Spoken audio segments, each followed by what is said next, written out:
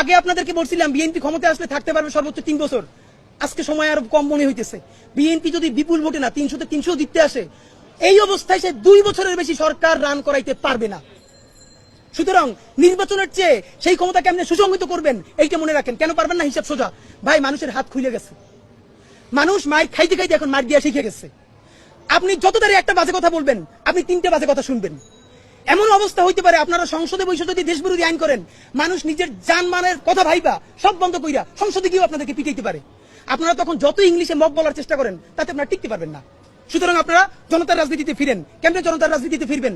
এই যে অনেক লোক আছে এই ভাবনিয়া জুলাইয়ের ঘোষণাপত্রের ব্যাপারে আপনারা ভালো কথা বলতে চান না, জুলাইয়ের সনদকে আপনারা অত গুরুত্ব দিতে চান না, বলেন এটা আবেগের ব্যাপার না।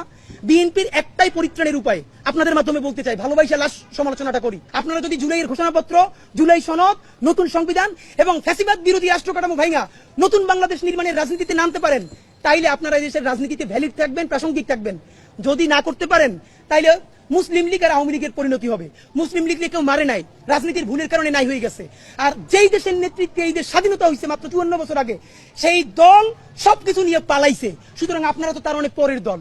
যদি পারেন নয়া রাজনীতি শুরু করেন, ওইসব রাজনীতি বন্ধ করে।